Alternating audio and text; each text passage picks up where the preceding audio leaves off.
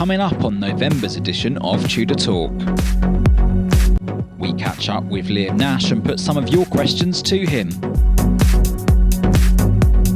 We've also got a special fans feature. The best group of players I've seen in the 5 years I've been supporting the club. And to finish, we've got the contenders for Goal of the Month. But first, let's head to that interview with Liam Nash. Ashley, thanks very much for joining us, your November's exclusive interview.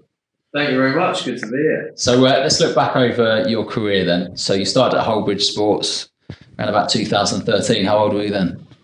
17? And then moving on to Malden and Tiptree, where you scored 36 goals in 47 appearances, which is quite good going. It's not bad, yeah. I sort of come out of nowhere, but yeah. So that season was quite prolific for you in terms of goal scoring. That's obviously where you got noticed. Is there any particular game from that season that you remember? Yeah, straight away. Was at home to this point in the league, I think we were second. We had Phoenix Sports at home. We won 5-0 and scored 5, which is the first time for anyone to ever do it at Malden in history, and I still hold that record. So yeah, for me it was quite a personal achievement. Almost had 6 because you didn't miss a penalty. Yes, yeah, exactly that. And then obviously I think that game was probably about November time. Yeah, and that season just went mad. I think you had 4 hat-tricks. Mm-hmm. So then you got your move to Gillingham. How did that come about? So my manager at the time, Kevin Horlock, who for me, is I respect him a lot for what he's done for me. He definitely made me into the player I am today. He's obviously been there. He's got his name out there and he's done it. And he taught me everything from how to be professional on the pitch to off the pitch. And yeah, he had a best friend who ended up becoming my agent, Max Ferdinand. Max showed interest. Obviously, he didn't actually take anyone from the league that I was in. I didn't have anyone from that league, so I was the first player, and it was sort of a pick out of the hat for him. And I didn't know at the time. I was just a bit smoodled, as you call it. Didn't know nothing about agents. And Kev just said, "Look, I trusted Kev," and he said, "Yeah, this is your best option to go with Max. You're doing well, and it'll help you to get your name out there and club's interest." So I signed with Max. He didn't obviously do anything until the end of the season, but he had clubs that were interested. And it sort of blew up after the season that I had. See, some of the lads around the non-league setup have experienced academy football and been in and around professional clubs. So you've gone into a different route. How you talked about being. What word did you use? Bermuda. Yeah, it's a new one. No, it's a new one. It's a massive.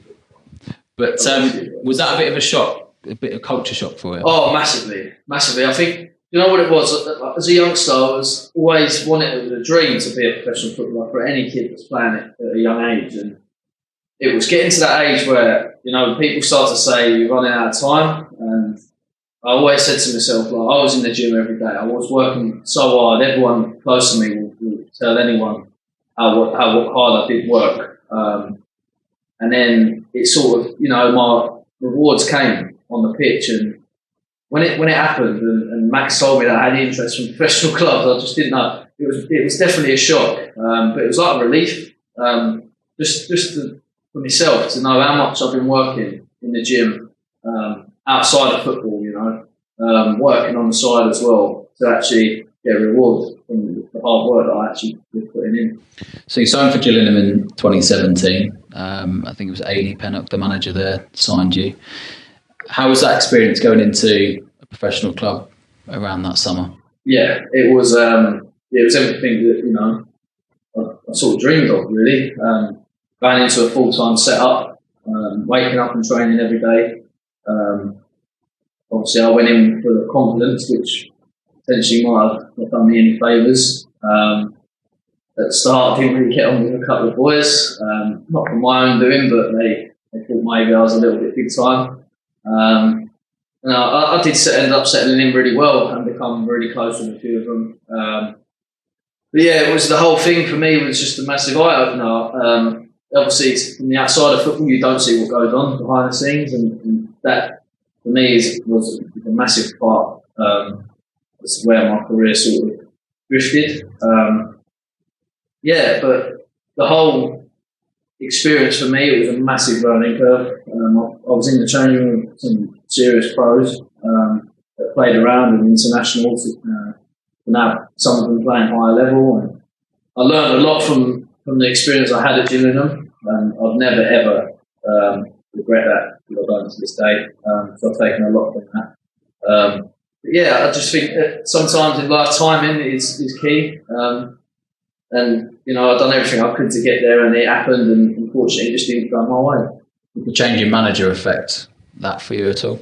Yeah, it's always going to. Any manager has a style of play, and he comes in and doesn't like the way that you play, or if you don't suit his style of play, then his reason is to not play you. And I think that happened with me. I don't know if he maybe thought I weren't ready, but then to be ready, you need to play games and get experience. And I just didn't have that. And AD Pennock did play me. He was starting to give me experience, and unfortunately, just my luck just weren't there, and it ended up going, and the manager come in, and unfortunately, I just didn't suit the way that he played. And it was around that time you went on loan to Dulwich and to Concord, and that's where you met Sammy. In my first, it was Leatherhead. Yeah, so my first loan was Leatherhead. I didn't know Sammy or Jack prior to that. I ended up going to Leatherhead, and that was the first time I met them two. Straight away, I just had this feel of Sammy, just this aura, just how much he loves football, and it was like, it's what I wanted again, like, just to feel that love again. And he was like, look, go do what you want to do, go play, go get a bit of freedom, and I felt a bit loved again. And that's when I feel loved as a player, that's when I play my best. And I had a very, very good month there. I ended up extending it, and then I got called back early. Unfortunately, when I got called back, I didn't play. But it was just, it went to go to show that I still could score goals if I was playing. I know it wasn't at a level that was the same as Gillingham, but if you're scoring goals anyway, it doesn't matter what level you're at and standard you're playing. And I was still scoring goals. But then in 2019, you went across to Ireland to play for Cork City. All right, there. Picked up the accent well. You impressed in the trial game, scoring 2 goals, and that then prompted them to sign you. How do you find that experience? Because obviously they played in some big competitions over the years. Yeah, no, they're a massive club, and I actually didn't realise how big they were before I went over there. But the city is beautiful. The people and that, they're really nice, and everyone was very welcoming. All the players were very welcoming. Obviously, being English, and I don't know what to expect going over there, and especially going into an Irish team. I think it was me and James Tilley, the only English boys over there. So it was a bit nerve-wracking. Obviously, flying and leaving home and family and stuff, but sometimes you have to make those sacrifices. It was a point where I was sitting at Gillingham and weren't playing, and I needed to make a change in my career. I needed to go and venture, and I went over there and tried, and there's a thing at the minute, like, I just can't find the right manager. I can't, and everything's just drawn me back to Sammy and Jack, because they got the best out of me when I was on loan, and that's all I want, is just to be loved and played. And but Ireland for me again was a great experience. Played at some good grounds and great fans, and they were absolutely like a great fan base. How did the move come about here? Because obviously you got released from Cork, I think it was around the sort of April time, and then obviously Sammy and Jack took over here so in May. My contract was actually till July at Cork, and obviously then ended up mutually terminating the contract. So as soon as Sammy knew that I was a free agent, and I felt that this was definitely going to be the choice for me. Knowing that I didn't actually know where he was going, I didn't know what club he was going to. I had clubs. I had calls from a few Conference South, Conference Prem, and I had a trial at League Two. But for me, I needed to forget about going into these big teams and trying to go up. I need to start again and get my confidence back. And sort of my name went under the radar a bit. I needed to get it back out there. So Sammy for me was definitely my main priority. Just obviously didn't know where he was going at the time, so we left it for a bit, and he ended up calling me. And we ended up sorting out a deal. And we're more happier, really. Perfect. So this season, 8 goals, but also 2 free kicks, and you become a bit of a set piece specialist. If we I don't know where it's come from. I don't, but it's it's a new knack this season, and it seems to be paying off. Is that something you practice at all? I do practice. I'm not going to lie, I do practice. I try to when I can at training, before everyone's out. I try and practice on the 3G, and I know practice don't make perfect.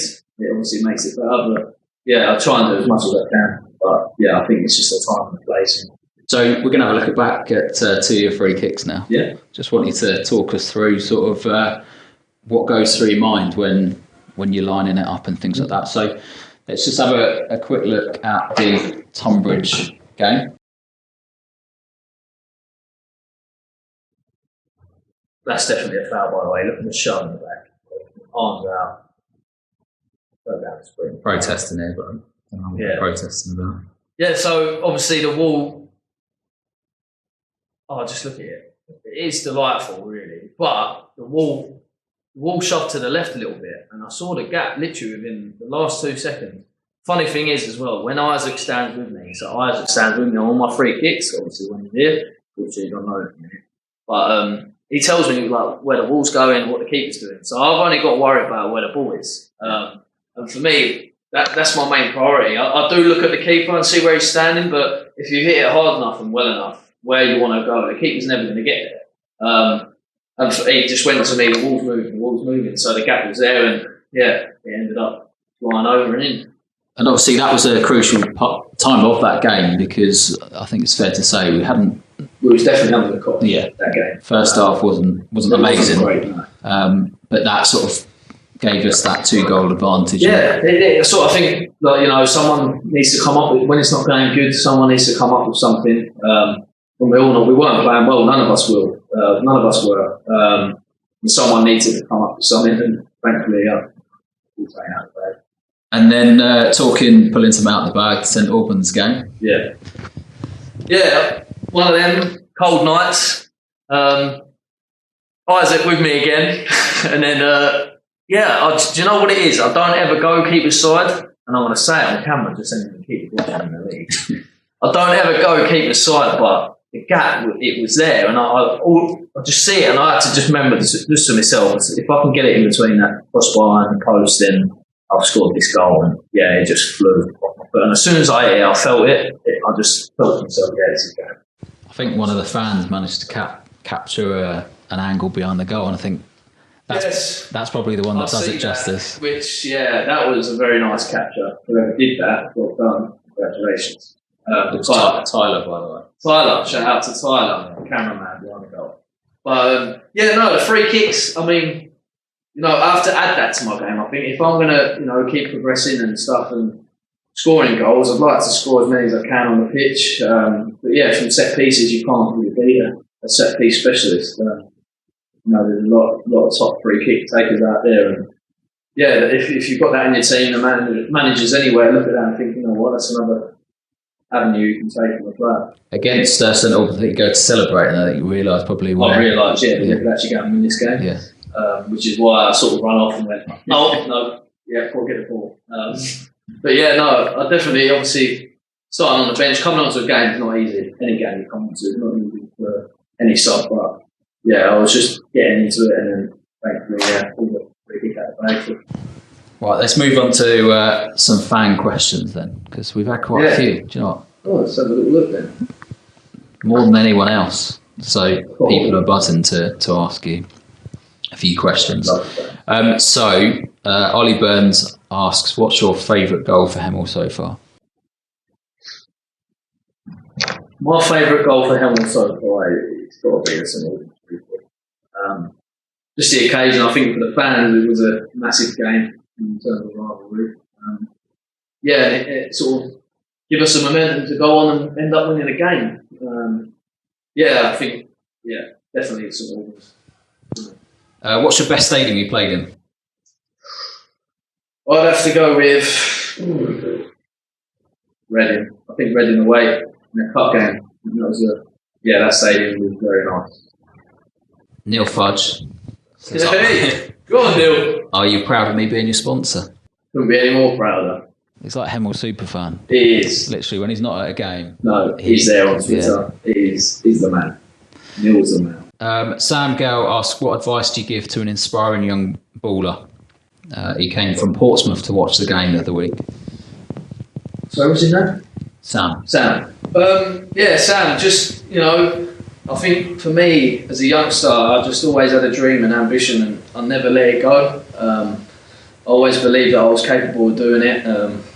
Any doubters that say anything, just make sure they're your motivation to prove wrong. You're capable of anything if you put your mind to it. So, yeah, if need any more advice, just message me personally. Charles says, who's your idol? My idol? Oh. We are talking football. Yeah, I think we'd talk football, but if you've got another idol away from football? No, we'll talk football. I think for me, growing up was Robbie Keane, I think, because I support Tottenham. Go on, you Spurs, Jose. Yes, I do. Yeah, definitely Robbie Keane. Mitch says, why do you think we can't get a consistent run going this season? We have the players, but frustratingly, we seem to have 3 top performances and then a duff one. Yeah, probably hitting the nail on the head there. I think we know in ourselves that we're capable of going on a 10-game run if we play it every game. I think sometimes in football you can't write the way that the game's going to go. We've had our fair share of luck and bad luck. So I think, like you said, we've got the players to do it. We've got the staff, and definitely the fans. I think we lot make a massive difference for us on the pitch. And it hasn't gone our way, but that happens in the season. You can't go and win every game. And hopefully now it's a turning point for us to go on a good run for you fans and for us boys. Couple more then. Best goal you've scored in your career? I've scored a few good goals, but I think for me the most important was when Tudor was 90th minute winner at Cambridge. I don't know if you've seen it, but there is a video. Okay, I haven't, no, but I might have to. You have to do that. Yeah, Google that. Might get it into this video if we're lucky. Go, Sam!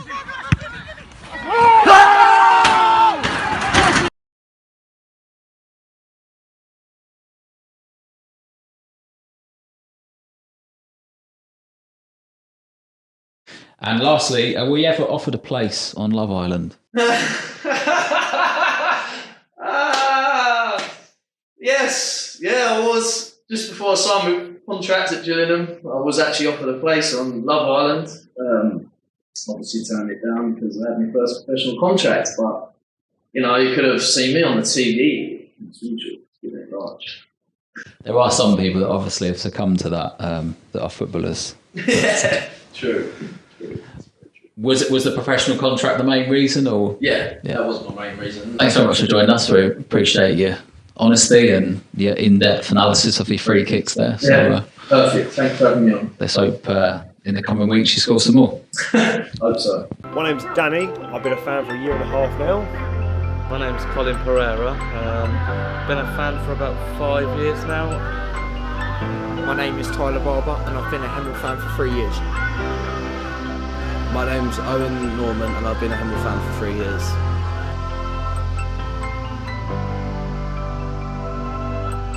Get to know the players. You can get to speak to them. When you go to watch the big boys, you literally watch the game, go home. But here, you can go into the tavern, you can meet the players, you can talk to them, talk to the manager.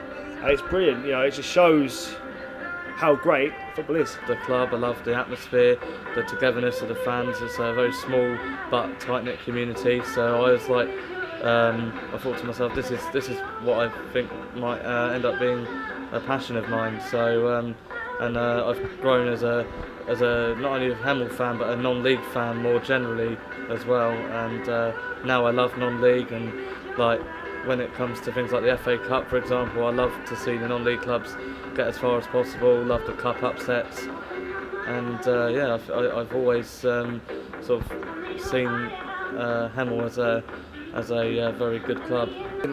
You can speak to the players and the manager and see what they're thinking of what they're doing, because you can't really do that in the Premier League or the high leagues. It's different. You can see how teams progress lower league standard, and it's good to see semi-professionals what else they do as well.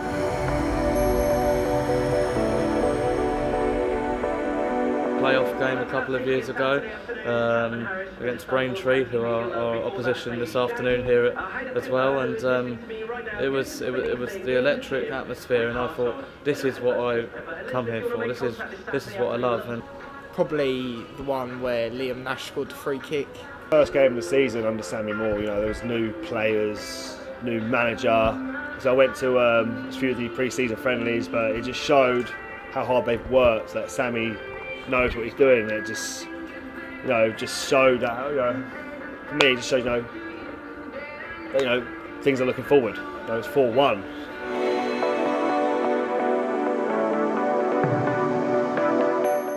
Really great group of players, probably the best that I've actually seen, best group of players I've seen in the 5 years I've been supporting the club. I just think there's a lot of experience out there at higher levels, but there's also a good mix with the youth as well. There's young players as well as experienced players, and I think we've got a really great manager who knows how to get the results that we want, and I do think this is the best group of players we've seen at Hemel so far. Football's been good. We've been scoring good goals. Just been playing well. These lot show passion every single week.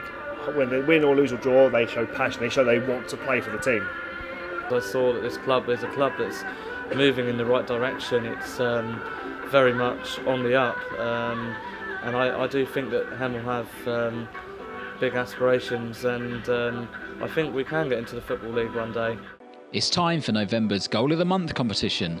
Not too many contenders this month due to postponements, but let's take a look at the nominees.